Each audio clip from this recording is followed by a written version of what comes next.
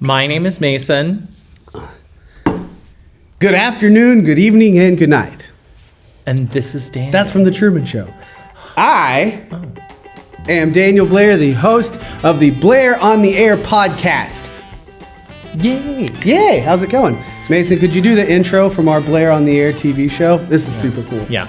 Live from Studio B in the heart of Johnson City, it's Blair on the Air.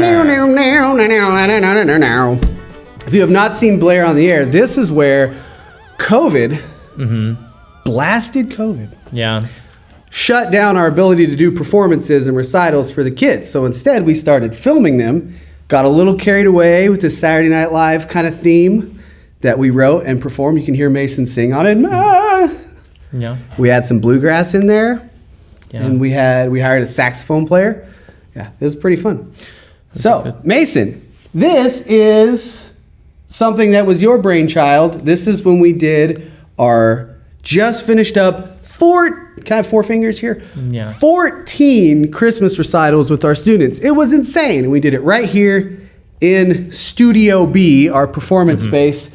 And it was awesome. Yeah. It was crazy cool. A major undertaking. We have so many students who are eager to perform each year, and sometimes it takes a little bit of encouragement, but like the process of each of these students really just taking that initial step to perform was, a big courageous moment in their life, and we feel at the Academy that they deserve an equally magnanimous stage to perform on.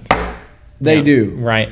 And so the decorations, the lights, it hopefully is less of a distraction and more of an encouragement. Get on stage. Yeah, as they get on there and do their stuff. I think that's the best part of the concert process. What do you think is the biggest hurdle for your students consistently whenever they're hesitant about performing, but you're trying to encourage them to perform in the Christmas concert? So there's a few stages of hurdles. First of all, we teach about 400 lessons a week in violin, piano, voice, guitar, and cello. And the basis of it is classical music instruction. So Blair Academy for the Arts is a founding school for the Royal Conservatory's music development program. And what that does is just gives us a national standard, a benchmark. So if I have a student for 4 years, we want to demonstrate what they've actually learned, and that can be held to a standard. If they go somewhere else or they go to college, there's a syllabus of what they've learned. That being said, we want to have a really good time and explore their creativity on the stage. So there might be students that are playing solid classical rep even at a Christmas, which for violin is a lot of Baroque music. A lot of folk music, or maybe some composers that you've heard of, like Vivaldi and Bach, and maybe some Mozart. That's a little bit more advanced for our students. So you have a handful that are just doing that, and that's more of a execution of what they've learned. So the first hurdle is wrapping their brain around it. Okay, and that's about 50-50. Some are crazy excited, and then some are a little reserved. In which case, I'll go, hey, can I play it with you? Can we get a duet partner there? Hurdle number 2 is when you're actually getting close to the performance time, the nerves start to come based on their preparation. So even if they are loving to get up in front of people, they still get nervous if they're not prepared. There's always nerves if you are prepared. It's just double nerves if you aren't.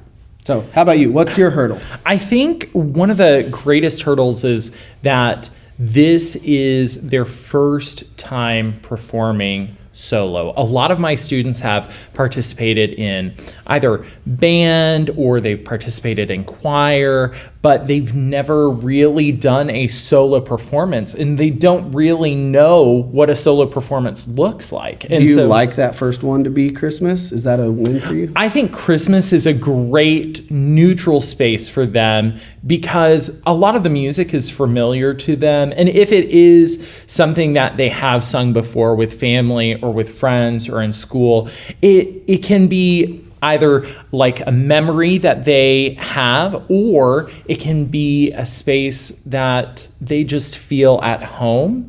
And so anything that can bring the stage to be more accommodating and welcoming, I think is a win in my sight from a teacher perspective. We definitely do that. We try to like prep the crowd. One, it's a friendly crowd. And if you've ever performed for a not friendly crowd, have you ever performed for a not friendly crowd? And I'll define not friendly as they were not even expecting a performance, or they're not here to see you, they're here to see someone else, and they're just kind of a little skeptical and not ready to have a good time yet. I think I have. But a lot of the times I'm a big fan of audience room reading, and I have performed in shows where the audience was electrifying. Like their response to the performance was not only encouraging but energy giving to the performance. Like they're ready to have a good time. They like what you're doing. Yeah, and then there are other performances where perhaps the audience is not as supportive or verbal about their responses to the music, or wherever my phone is. Yeah, anytime that you see the phone come out, you are very concerned with maybe unless it's job. Like this. That's kind of. Oh, I do like that. Whenever people you're like, oh, something's going on here. I'm like, oh, stop. You want to save it for later? Yeah. So can I get you to-go box for this performance? Exactly. I'm like, I don't blame you. Like this concert really tastes great, to the ears. So yeah, I think that whenever you have a audience that's really supportive, audience that's really respectful and encouraging, it is great. And our Christmas concerts are really a fun time where family and friends are also entering into the room, being familiar with the music that they are performing, and it's a little bit more relaxed as well. That's a double-edged sword, though, because now, like, you're playing Oh Holy Night. People know if you mess up the words. People know if you, But everyone had a great time. I would say, I literally think everyone had a great time. We didn't have, kind of knock on wood, because it's totally fine if it happens. We didn't have big train wrecks on stage. I don't think we had any. Thursday, we had like a string of people that forgot lyrics. I wouldn't call that a train wreck, but they legitimately forgot lyrics. But they kept a smile on their face and kept going. I think it is great that the concerts are also designed to be accommodating to every level of musician. So young, old. We were so fortunate to have enough adults to have their own recital. You know what? Yes. Can we speak to the adults? Adult music students. It is really hard what you're doing. Yes. The fact that you show up regularly puts you way ahead of all the other adult students. And you can make progress. But you're probably going to be really hard on yourself. And we're not sure why that is. I think a lot of it comes from maybe just self-doubt. And of course, that is always going to be present. But even as adults, I think there's this pressure to feel like you have to have everything going correct at all points in time. Otherwise, you are not doing life correct. And in music, it is such a personal journey. Music is the great equalizer.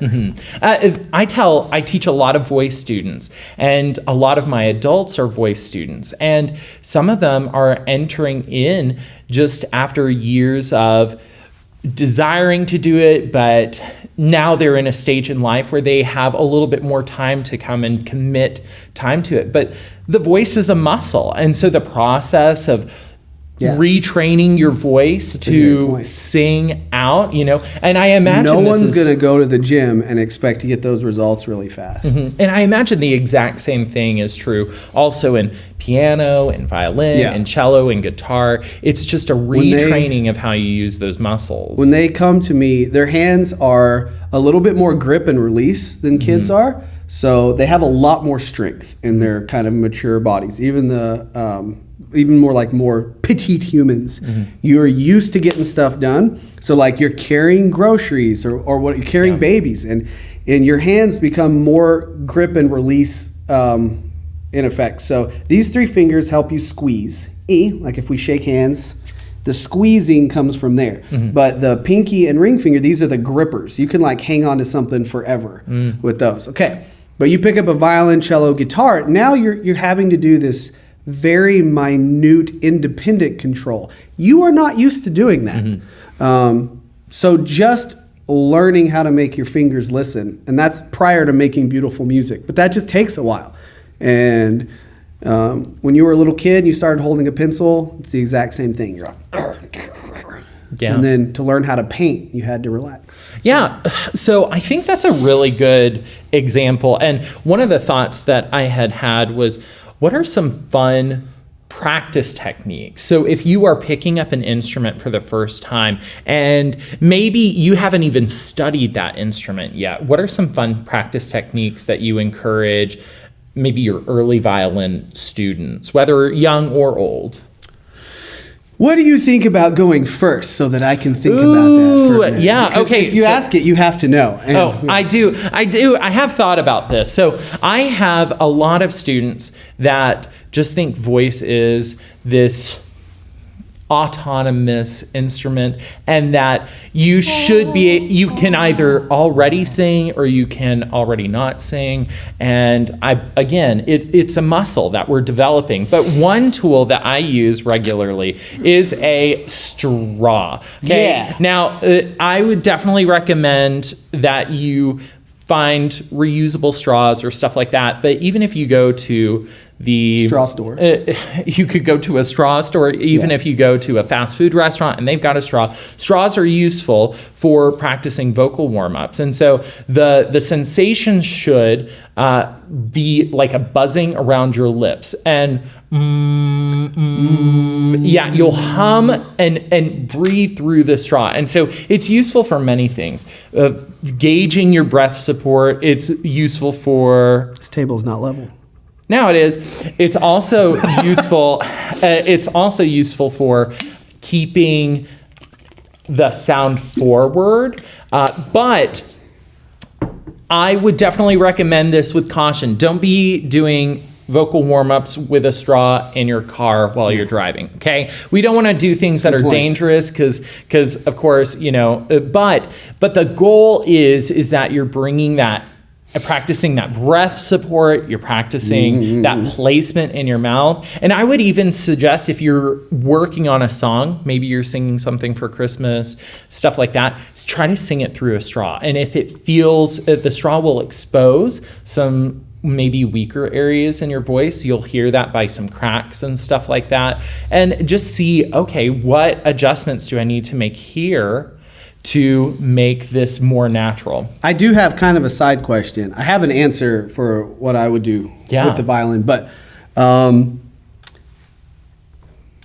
violin, you get a little bit off in your angles and stuff, and you get some pretty nasty little squeaks. When someone's voice breaks, I wonder if it does the same thing. So it doesn't matter what we're working on. We could be working on posture. But that act of the squeak, which is a little more jarring, will totally take them out of every single other thing they were focusing on, and they immediately go to not squeaking again. Do you guys have that happen with vocal breaks or whatever, where it grabs their attention so much that it... I know that the voice, whenever it squeaks, it's exposing an area that might not be as developed or is... What is a squeak? Actually, I have no idea what causes that. So from an adolescent to that's pretty good. So one of the things is that a squeak? It's just an uncontrolled sound. So maybe if you're singing, it could be like a gap between your upper register and your lower register. Do you use all your vocal cords all the time? So the vocal cords, fun fact. The vocal folds. The vocal folds, yeah. They're muscles, and they're about the size of your thumbnails, okay? And the way that they work is they're connected and they move, and that's how the vibration, the sounds that we're producing, oscillate. Yeah. It produces sound through vibration. And sometimes, and you can, again, I would definitely recommend if you were having very serious issues with some vocal squeaks, pain when you're singing, take lessons. It's so good. Your teacher can be very helpful in that. But at some point in time, it may also be beneficial to go and visit a vocal therapist or somebody, an ENT who can look at your vocal folds, because sometimes there are moments where the vocal folds aren't operating correctly. And so you can have unhealthy muscles like tissue. You can also have moments where it can become paralyzed. Vocal nodules or nodes, those are things that can develop around the vocal folds. And so sometimes they're just interferes. Yeah, sometimes there are actual medical things, and you always want to be making sure of that. So let me preface that whenever we sing, it should feel very natural, very peaceful. Yeah, because the issue is, I think a lot of times people are listening to the radio and they're trying to match this other person's sound when their voice is a very different instrument. Unlike a piano. That is really interesting. I was thinking about that when you said it, right? Because I can put a violin in someone's hand, and I know, in fact, quality control is a big thing. I'm like, I want to make sure you have a good chance here. You don't have that. No. They come with what they got. And that doesn't mean that what they have is a bad instrument. It's just, it needs time and love and care. I think of the voice almost like a cast iron skillet. It has to be seasoned well, okay? So that whenever you try to cook things in it, I've it never tastes heard good. that before. Yeah, I mean, not that you should think we of it as... put that on the website as like Mason Van Horn. The voice is like a cast iron skillet. The voice is like a cast iron skillet. Yeah, it needs some love.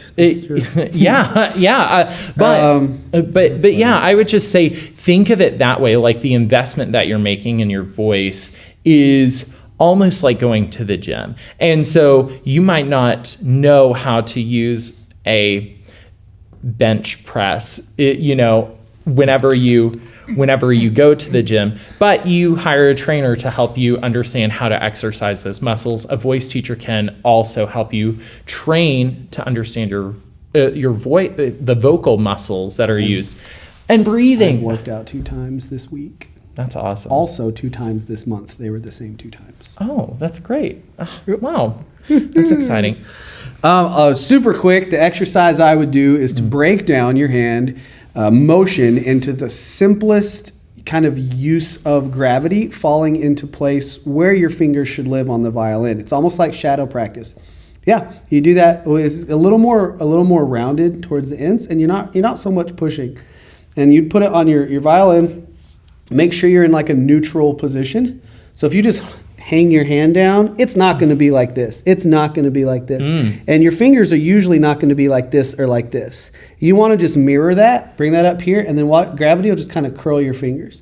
And if that's your neutral spot to play, then you're in your most athletic position there. So Jascha Heifetz, widely considered one of just the greatest violin talents of all time. He would tour like nonstop, like 9 months, and then he would actually take a break and put the violin down, not do anything with it. And when he'd come back, he'd start at square one, and you'd literally see him either playing an open note or nothing at all, and just gently touching where his fingers will be going on his violin. And I believe that's why his technique was so flawless, because people usually spend maybe 10 years just all out honing their talent. And then they go into performance mode, and everything after that is built around keeping them in performance shape or whatever. And I feel like he would take that break and then come back and retrain. This is exactly what so that's how I would do, is that shadow practice. Violin up here, you're like, if you have tapes, then you would just touch them. As little motion as possible to make your ideal sound. And you're just imagining this effortless flow of violin. And then ideally that gets sped up when you play. All right, let's do some other segments. Mason. We actually have this hat. We wrote down some things earlier. I almost forgot about the hat. I'll pick the first one. Okay. And we are going to do Just some hot takes on whatever's in here.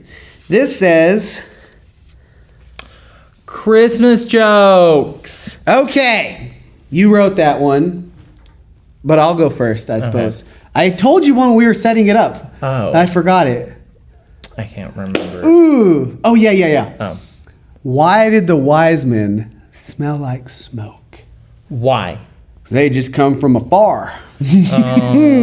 Oh, that was pleasant. Like this hammer? It's a little gavel. I do like I got it. You remember when Johnny Depp and Amber Heard dominated all of social media? I just thought I feel like this would be a good argument ender with my students. So I keep it in my desk now. And then when we're ready to talk, they usually laugh. I'm just like, all right, G harmonic minor scale. And then they'll just play. And then it's That's awesome. I know. I was trying to think. Christmas joke. A Christmas joke. Hold on. Oh my goodness. I don't know many Christmas jokes, even though I wrote it. You wrote this. I know. I was trying to think. Why? Hold on. Oh my goodness. Let me draw another thing. Yeah, maybe draw another thing. You draw one. Okay, here we go. Drawing topics. Oh my goodness. Music jokes. Wait, are you serious? Yeah. This is another one that you wrote. I only put 2 things in there, and both of them. So one of my favorite ones is this is such a, you know the joke that goes with this? Oh, you're under arrest. Stop! You're under arrest. Oh my goodness. It's so dumb. I don't even like myself for liking it. You know, it's like there's some internal judgment. But I'm still like... There's a balance with jokes today. Like, whenever you are aware that it is a bad joke, I think that's a better thing. I try to allow myself to like it. Like, yeah. I try to just like weigh it. I'm like, I think that's funny. So there are a few jokes that my students came up with. It's like watching someone fall. Like, I empathize with them. If I know them, it's fine. I'm not going to laugh at you if you fall. But like, if it's a video of someone slipping on ice, you're like, oh. I've been there. That's funny. So one of them is, why is it hard to get into a locked piano? Something about... Because the keys are on the inside, right? 88 keys on the piano. Did you know that? Yeah, You probably knew 88 that. keys. So I mean, that's a fun little one. One other one. Hold on. It was. I forgot to get the thing. Oh, why does Mozart not like chickens? Okay, I want to actually solve some. Oh, because his perceived rival, the chickens all say a different composer's name. Yeah, all the chickens talk about are Bach, Bach, Bach, Bach, Bach. All right, this says, what is our approach to a beginner? And I'm going to take this as more philosophical. We'll just do like a 30 beginner seconds. student? Yeah. Okay, so beginner student, I'm going to say, let's assume they're like 10 years old. That's a solid age. You can start earlier, you can start later, but we have a lot of like 10-year-old students. So I'm going to try to expose them to as many different sounds that the violin can make so that they can start imagining more things coming from the instrument than maybe what they heard. And then I'm going to set some rock solid goals that I know that they can pull off. And it might be, sometimes I'll use a timer and be like, how fast can you make a bow hold? How many bow holds can you make in this amount of time? And then I'm going to want to get them to actually, on violin, not practice a ton at the beginning because all the setup stuff is kind of boring. And since you can't play songs or pieces yet for a bit, then I don't want them creating bad habits. So it's just a ton of encouragement and small little chunks. How about you? You got someone they've never been a vocalist or considered themselves a singer, but obviously they use their voice. So I love getting them to explore the voice. So the voice is such a dynamic instrument, and a lot of them are coming in with either one style of music that they've always sung, whether it is country, whether it is rock, whether it is it's a quarter after one. Yeah, exactly. Like musical theater. And the goal goal Look is... at me. Yeah. I'm the king of New York. I mean, all of those are Any other impressive. styles you need me to demonstrate? Is that enough? I mean, that's plenty. But I want them to explore the voice. So we will do that primarily through vocal warm-ups. So we can use... Are these the silly sounding things? Yeah, lip trills. Sometimes I'll You don't have like them me do... clearing my throat? Oh, no. No, I mean, it's fine. Just, H's are easier to better. Yeah, lip trills are nice. I love those. I like them to be able to do tongue twisters. That can be really helpful. Agility is something that is nice, but a lot of it is also just stretching, like recognizing that the voice is literally a part of your body. And so you have to make sure that everything from your head, like towards, even the midsection of your body, you're using this, and even down to your feet, like you need to be supporting yourself. So I take a lot of time to really introduce students to how the voice can be used, and just some fun things that they can do. You have them stand? I do. I virtually always have my violinist stand. Yeah, all of my students have to stand up. Some of my students... I mean, like, if they have, they had surgery or whatever. But I was like, supporting yourself is a big thing. What are some favorite movie quotes? Solid movie quotes. I can't say it's my absolute favorite because I would need to think through a lot of movies that I've seen. Mm-hmm. But over the top things that are over the top for over the top's sake, but they're still meaningful to me. Mm-hmm. It could be as simple as Santa. Like, that's a great one. Oh yeah. Yeah, but it's just like memorable like that. Mm-hmm. Princess Bride, he's like, leave, call the Brute Squad. He's like, I'm on the Brute Squad. You are the Brute Squad. That's a great segment. Ooh, Princess Bride. Yeah. And then my favorite movie, Warrior, about these brothers that have to fight each other in this MMA thing. There's he's getting beat up by this guy named Boba or something like that. Boba Tea. And then his corner, he's just getting beat up, and his corner is in the background, and he's like, you want me to throw in the towel? We'll go home. If we're not here to win, we'll go home. And then he's over there and bleeding and all this stuff. And then the bell dings, and he's like, you don't knock him out, you ain't got a home. Yeah, because he's this is There's his a last lot pitch. riding His on family's there, his job is a lot of stress, and he's about to lose his house. He has to win this thing. And it's he's the huge underdog, but he just breaks it down to, you don't do this thing, your life as you know it's over. And every time, just goosebumps. And the last one I'm not going to say because it's just super sad. But super sad quotes. Oh, so my movies are exactly like yours, except they're the exact opposite. Okay. So I'm sort of a sucker for just cheesy movies. But one of mine is from... it's Legally Blonde, and it is. Oh, are you gonna do the impression? Yeah. Yes. So it's I love this.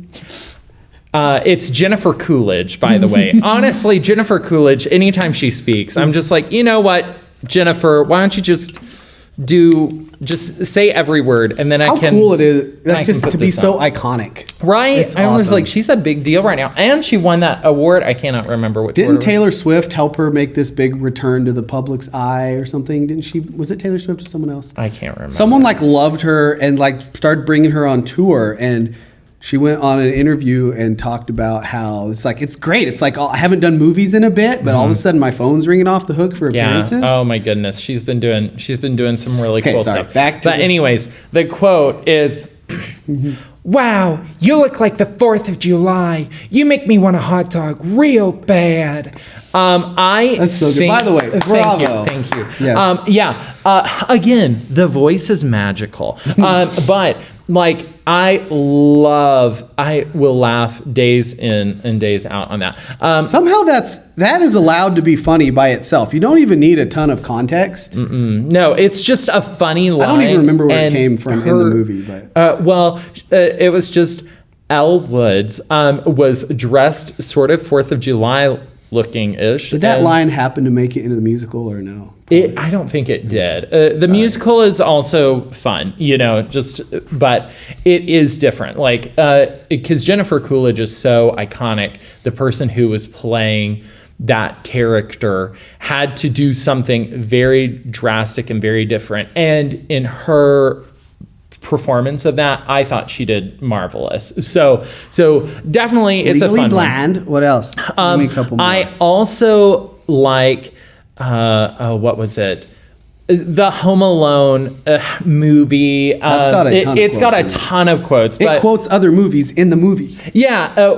And crazy. the I think probably the one is keep the change, you filthy animal. It's just a fun one to like have in your little like arsenal of Anytime quotes. you can end it with you filthy animal. Yeah. It's not anytime. Not any time, but it's just a funny thing. Hot take. I think Home Alone 2 is better than Home Alone 1. And I think it's literally just Like because... a better movie and funnier?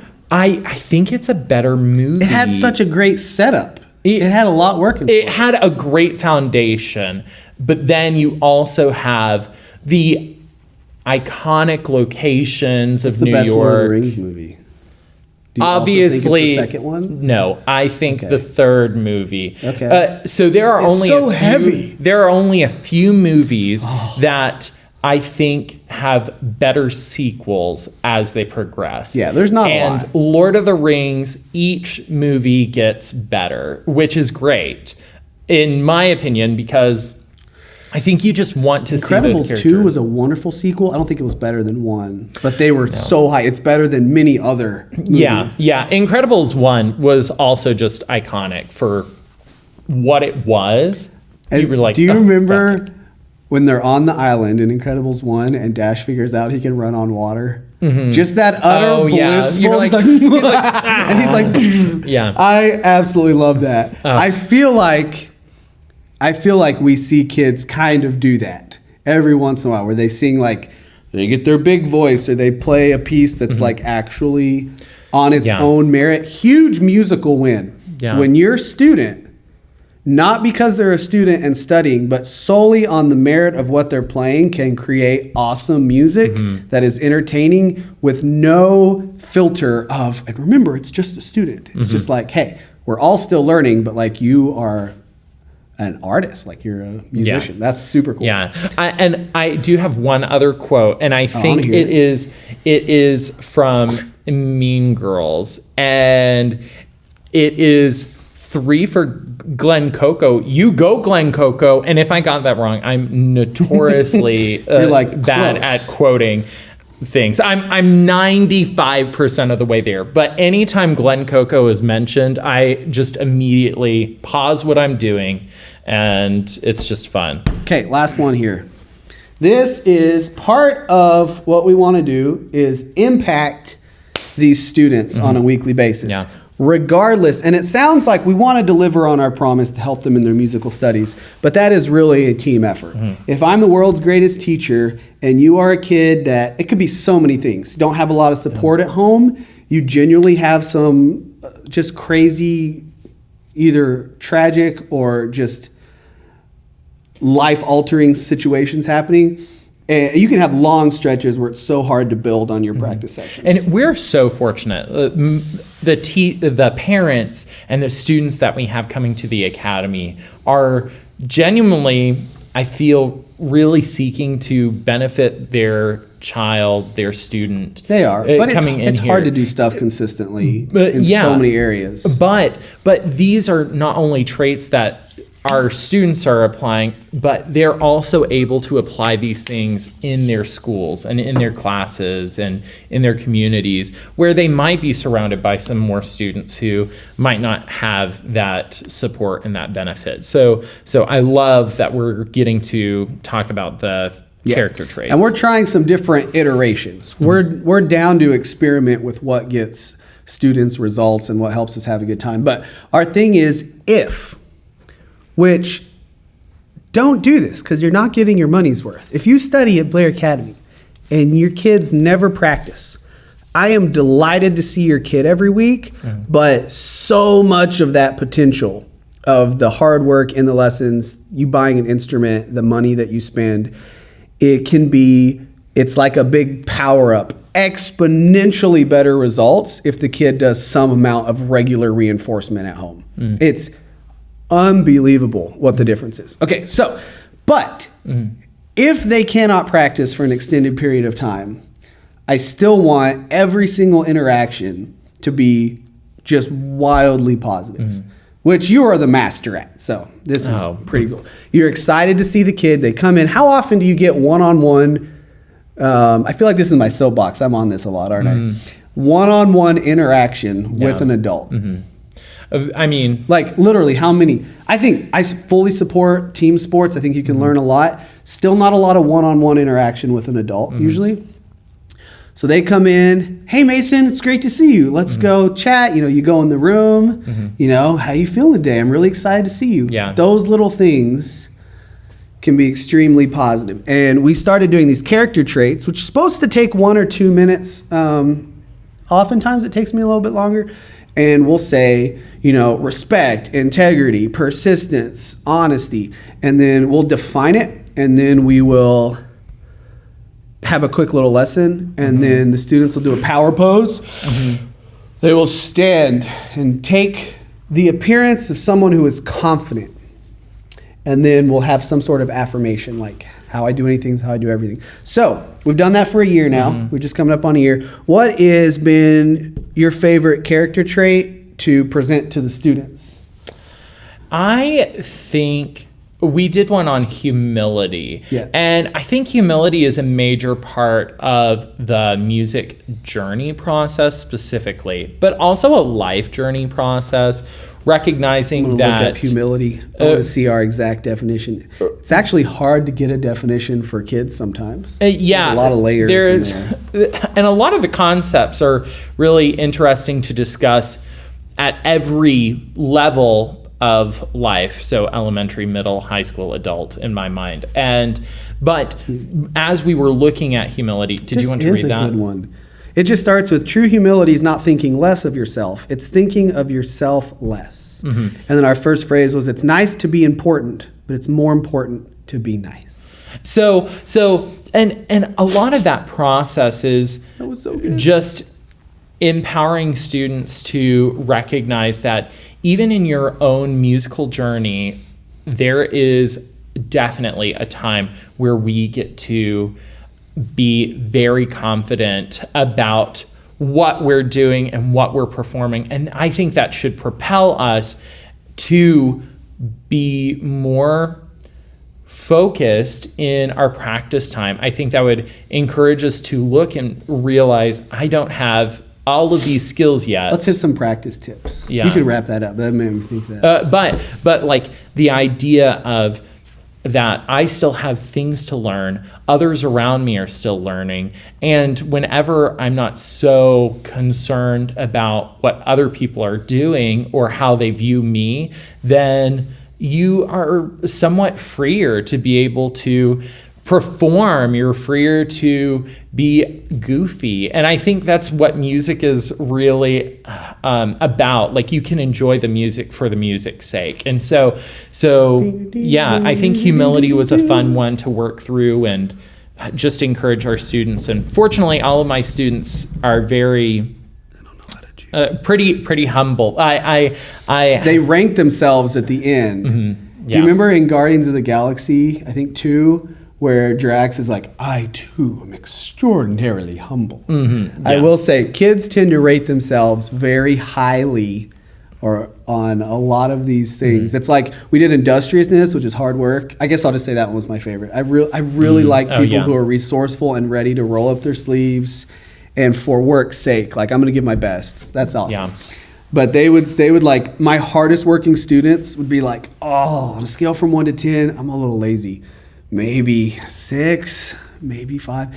And the kids, it's like, I don't want to say they're lazy because you really don't know what's going on in people's minds. But I will say they are easily deterred, easily frustrated, easily willing to abandon a current task. They're like, I'm like a 10 on industriousness. So maybe we need to have a self-awareness one too. Well, I think industriousness, it can also be just beyond. So many students are working very hard in school or at the crafts that they're really committed to in that moment. Sports, we have a lot of students with sports. So, all right, a couple practice tips. Then I think we'll wrap up. I don't even know how long it's been. You can't see. Hello. Okay, so a couple practice tips. This could be, let's do one specific for voice and one specific for all musicians. Okay. Think that would be good? Yeah. Am I missing something cool and Christmassy that we could do? I mean, we've got hot takes for Christmas music. Oh, my soapbox? Okay, we'll end with my soapbox. It'll be good. So one practice tip for vocalist, again, you can use many tools and stuff to practice, but I think most of the time our best practice is whenever we're just closing our eyes and we're sort of internally mapping the parts of our body that are used to produce sound. So I have a lot of students that will lie down on the ground. They can use like a yoga mat. They'll elevate their head just enough to be in line with their spine, and so that the body or the track that is used to pass the air is all very level. But cool. you can just body map in your mind where you're taking your breath, where you're storing your breath. By lying down, it's also really helpful to prevent maybe worse postures that might be not supporting your voice as much. So by doing that, you're practicing this low breath. You're able to support that, and you're able to just sort of cancel out everything else and just imagine, okay, what is my mouth posture? What does my airway look like? Because our sound is going to sound much different if it is just like a straight line across versus like wavy. If we're like hunched over, our voice is going to travel through these winding caves of a air passageway rather than a smooth hall. You are really fascinated by the human voice. That's pretty cool. I love it. And it's just so much fun. We have some rules with teachers that come on board, and it's like, regardless of your skill, which you're a phenomenal musician, it's like you have to have a passion for the education of the instrument. You have to be comfortable and willing and excited to teach kids about it, because you don't get to do exclusively advanced technique stuff. Of course, there's always, there are no advanced techniques. They're just basic techniques done in an advanced way. I've heard that in the martial arts field. I'll do my first one for violinists. So I would say the moment you can play something, don't immediately ratchet up your speed. You want to not just be able to do it, you want to be able to do it just effortlessly. So be content to sit in. So you're working on a little passage, you're working on tuning a chord, and you're like, yes, I got it. It's really easy to now move on to the next task or to immediately speed it up. I'd rather you even take a break than do that and get your mind asking the question, how can I do this with less effort? How can I do this very effortlessly? And practice, there's all these things like practice till it's perfect, or, then people like went to the practice makes permanent or whatever. But I would say practice until it's easy. That would be no matter what tempo or how you have to, your teacher can definitely help you simplify things. But yeah, that would be it, is the moment you get it, don't count that as your victory quite yet. Work on doing it to where it's almost boring, the amount of effort you put into this. You're just so, and if you think of something that you can do that easy, that'll be your benchmark. I think that translates also to other instruments as well. Like, you'll notice when people are rigid or very focused mentally on making it through a passage, and they might execute it, and they might execute it might be great, very well. But a lot of the times, it's that effortless performance that signifies, oh, this person executed this passage so well, but knew it also very well that they didn't need to give this facial expression of like, I'm singing through this hard passage, or I'm playing through. I have like a passage. kind of a soapbox about that, but it's like the art of the performance, and it's like if I'm playing something that sounds crazy hard, like The Devil Went Down to Georgia, just kind of just like one or two techniques that maybe are difficult the first time you learn them, and then it's kind of a little bit song and dance thing, but it's like you learn it till it's super easy, and then you almost go back in. You manufacture the appearance of effort to add to the ambiance or whatever. Yeah, that is a very popular. It's like a little flair. That is a popular technique that is used among all forms of contemporary music.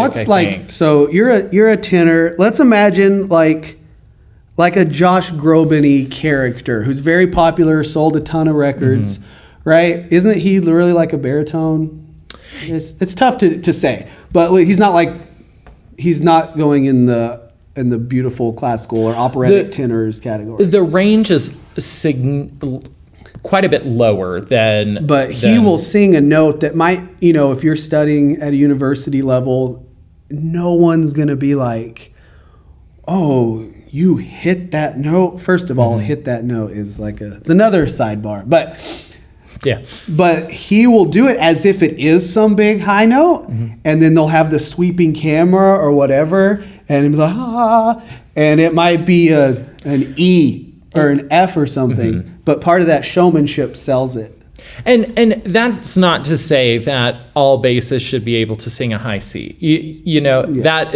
That's not the case. I think it's one of the merits to Josh Groban's performance is that the impactful moments are really designed to be supporting his voice and really showcase a baritone's true. David Foster's a genius. A true rich sound. So David Foster, the guy that is behind producing so many huge legends, Celine Dion, Whitney Houston, Josh Groban, the list goes on and on and on and on. He is a huge supporter of the Royal Conservatory of Music. He's on their website talking about how great that is. Woohoo! Yeah. Yeah. What is advice that you would have for just all musicians wanting to get better? Explore theory. I love music theory. I think it's very beneficial. He does. It's true. I think that it helps not only just instrumentalists, vocalists should also know music theory. This is a big plea. I understand the initial You have scare. no idea how cool you will appear to all the other instrumentalists. So I think whenever you explore music theory, it is just trying to understand the language where you can not only hear music and comprehend that, oh, this music is doing something fun and pleasing that I enjoy, like someone singing, just phrases of sound. But it gives you a language that you can then communicate back with. And so theory is super important in your music journey. Yeah. I would say spend the time, learn it.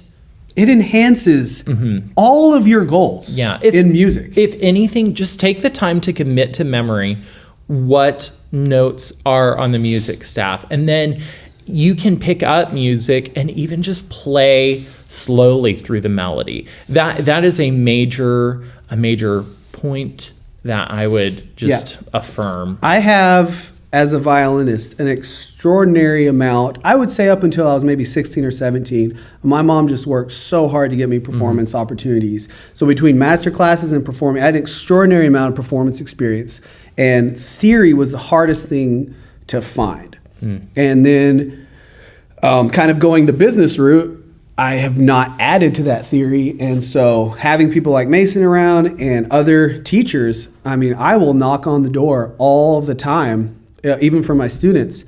And what was one of the last ones I asked you? Oh, I know. It was like, okay, so we have an accidental Say we're in G, okay, and we pop in a little G sharp. We're doing this little chromatic movement up. And it's like that accidental obviously counts for the whole measure. Does that count for the whole measure at any octave and on any staff? So that's like a thing I hadn't thought of before. Yeah. Because if it's in the key signature, it does. Yeah. But if it's an accidental, it only counts for that specific location, right?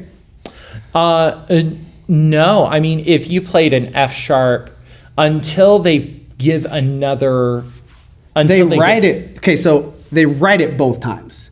I'm saying like in your hand, if you have an octave and it's out of the key signature, they'll usually write it on both of those notes. Yeah, anytime that it first appears, it will be present there. But most of the time, whenever composers are writing these things, they will give courteous reminders. Yes. Where it's And like, that's where people like me, like if I'm reading a score of some kind, you read it and it makes total sense. It's like speaking another language. But when you have to go back and write it, and now you have to like look at the rules of grammar or whatever, it can be entirely different.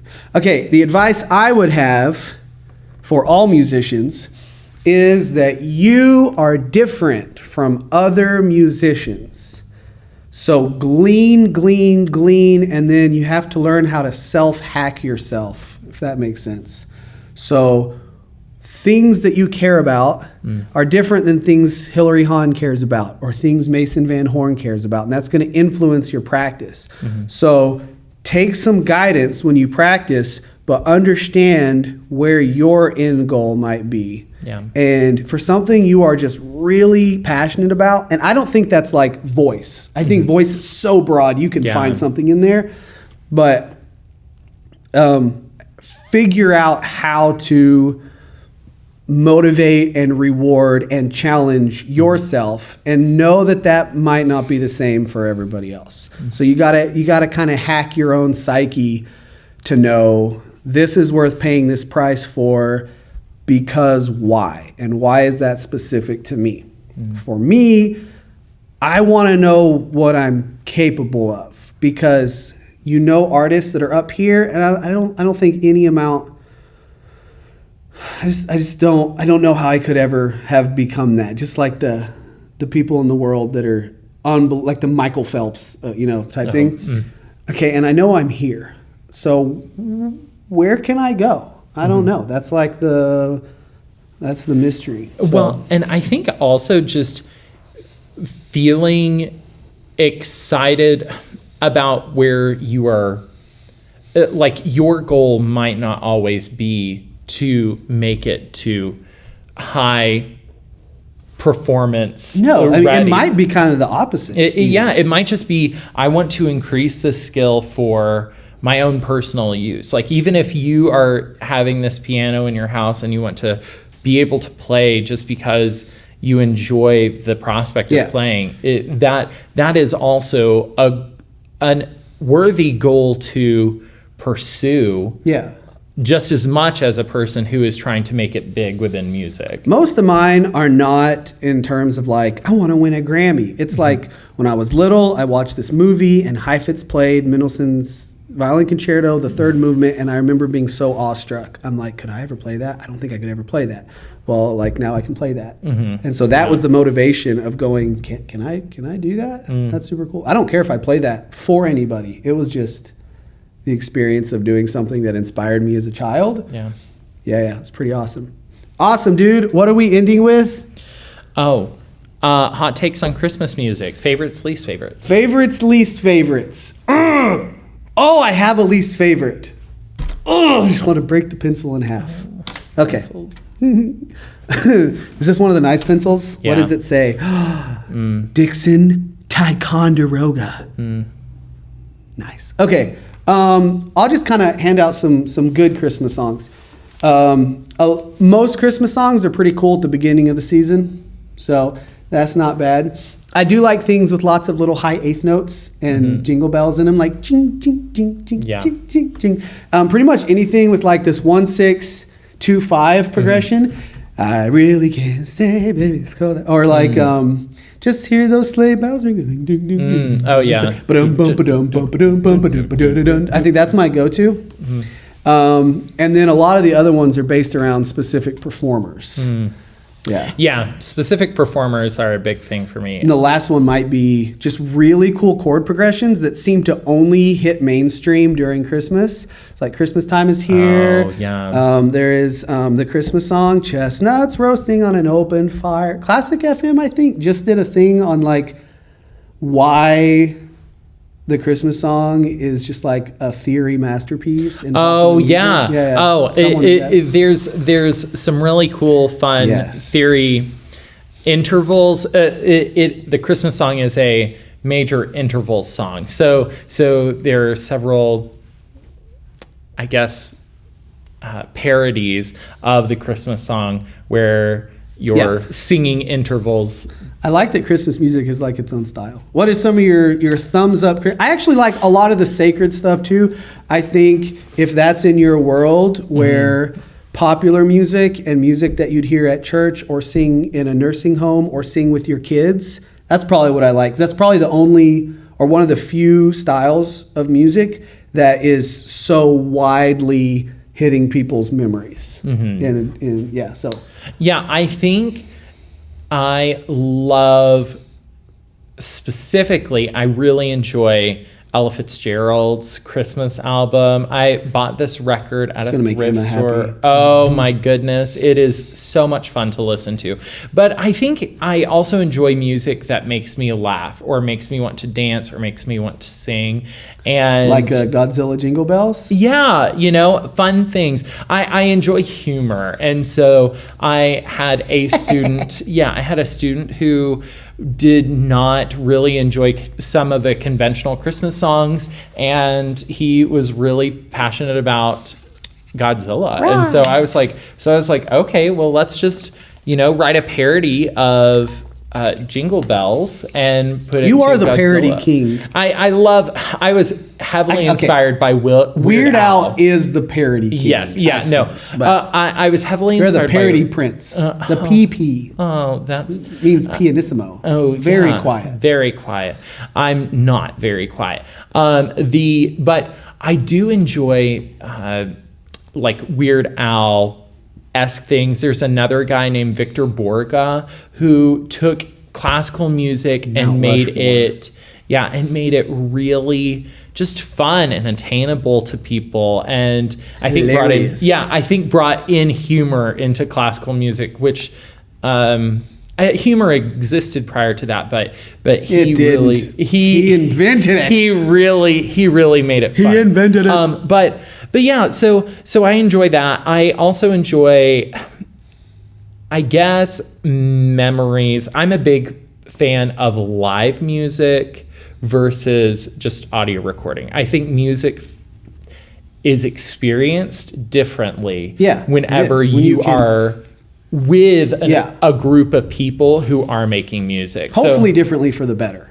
Oh, yeah. And the desire is that... Because you can't replicate it. It isn't... If you have the recording, you're playing it over and over and over and over and over. But there's so many little variables with what musicians in the room and how they interact. And that's super and exciting. So that's why I encourage going to concerts. Or frustrating. That's why I encourage going to concerts, choral concerts, instrumental concerts, jazz concerts, whatever the concert style is. It can be a learning experience as well. It's like...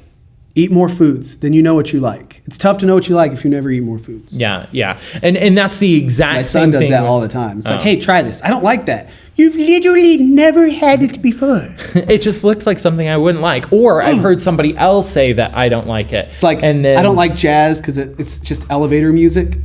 Oh, I was like, that's not it. No, and there's so much. Yeah, and that's the other thing. I would say, don't limit yourself. It's like saying I don't like art because they put it in bathrooms.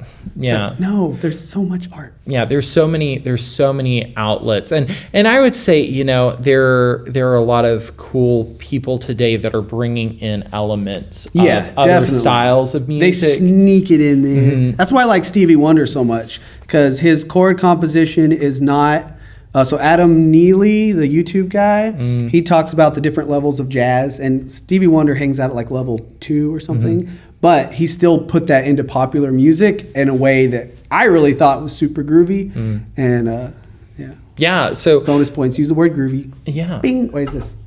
Yay! Yeah. So yeah, I think just anytime that you get to hear Christmas music, variety of it, it's great. Now, what are your don'ts? Like Christmas songs that are just not fun. There's just one. What? There's just one. What's the song? My nemesis Christmas song. Now, here's what you're going to think when I say this. The same thing that everyone tells me. I say, I hate this Christmas song. They don't care why. I felt like Trump there. I hate this Christmas song. Okay, but you can do lots of things. Like a bride on her wedding day. Yeah. You can make her a literal princess in a way that might not be tied to everyday life in terms of even her style or whatever. You can have, I mean, that's just the most perfect day and beautiful occasion and every. So you can do that with this Christmas song too, okay? But I'm saying the song by itself has no merit. It is the Little Drummer Boy. I think Christmas songs should either make you happy, they should have a really solid message, like lyrically it should be poetic or whatever, or musically should be interesting. So, bum bum bum bum bum bum bum bum bum bum bum bum bum bum. It's just got this rhythm underneath it. Bum bum. I feel like it also is very relative to the music that like has become less popular. It's just like it's like on a little island. Yeah, it seems like the you know how Peter Pan came under fire for its caricature for Native Americans. You know what I'm talking about? I feel like Little Drummer Boy would fit right there. And then if they had done it, and I wish they had, then everyone would also hate Little Drummer Boy.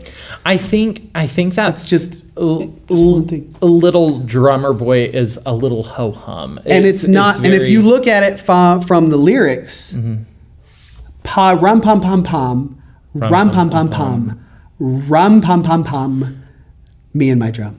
Yeah, it's not. It does have no some redeeming qualities. downward arrow things. People will go, oh, look at awesome bands. Pentatonics, I think, is it like For King and Country or something? I think that's a band. They did, because they bring in like a drum line and huge orchestrations, and they're like, and it's like, you can make it epic. That doesn't mean the song's cool. I think the song itself also doesn't have major like high points. Like even the high notes in it are just feel like you could say a similar thing about Carol of the Bells and the repetitive but then there are other kind of, I don't want to say counter melodies because I have to call this a melody, but then it goes into and so I feel like that can be exciting by itself. Yeah, I think Little Drummer Boy literally gets my heart rate up. I don't even have to try to do it. And I guess it's because a lot of people like it too, because everyone's like, you don't like it? Why? Oh, you'll love this version of it. And I'm like, look, it's like I don't want to eat a rock. And you're like, yeah, but if it's a small rock and you hide it in ice cream, you can just kind of swallow it. It's like, no, it's still a rock. Yeah. I was trying to think of a song that I'm not. Breath. Songs that I don't really enjoy. Mariah Carey's. Actually, I'm okay with I can this. get behind it. I think that there are some that. So a lot of it is just because I don't know the context of it. But Good King Wenceslas. It's a fun one, but I don't know anyone that's singing it regularly. He went down on the Feast of Stephen when the snow lay round about, deep and crisp and even, maybe. Yeah, brightly shone the moon that night, gathering winter's spool. Winter Fuel? Oh, maybe that's I don't know. I can't remember. At least it's kind of poetic. You can read it. I mean, it started, I guess it started out. Rum pum Yeah. pum pum. The Rum pum pum pum. The other ones I think are just whenever I see them performed and I question sometimes like the intentionality of the song or It's like the writers ran out of time. They're like, yeah, you just want to see them have a moment where it's like, oh, this performer has done this one song really well. Why don't we leave it to them I have a name to perform that one? for this device. What is it? Good King Pencil Sloss. Or if it's gone, it's Good King Pencils Lost.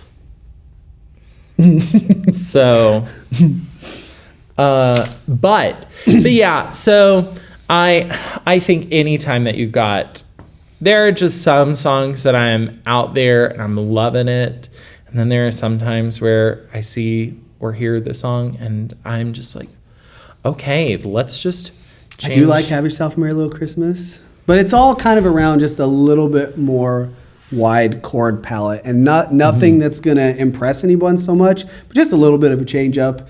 You can add some extra extensions on there and it's like, okay. Cool. All right, man. Thank you so much for sitting down. So Rank good. eggnog on a scale from 1 to 10. It's absolutely a 10. Boom. I agree. It does mess with my tummy a little bit. But also, to be honest. if you have like some of your favorite songs that you love or just a song that you absolutely hate, why don't you share it? You know, it's fun to hear those things and listen to some of the feedback. Little Drummer Boy, 0 out of 10. Do not recommend. Yeah, maybe if Zero you stars. might disagree with some of the things that you've heard, or you might agree with some of the things, and feel free to give those feedbacks because we will read them for the most part. Well, sometimes. I enjoy reading some of your feedback, particularly if it's about things that we're asking for feedback on. Mason and I have just created a new bowing video. Yay! So that'll come out soon. It's basically observations that we have made of some traditional and also some kind of extreme bow stereotypes. Yeah. So I hope you enjoy that. All right, let's go to outro. I don't really have an outro ready, so I guess just the Blair on the Air theme song again, because that was pretty cool. 1, 2, 3, 4.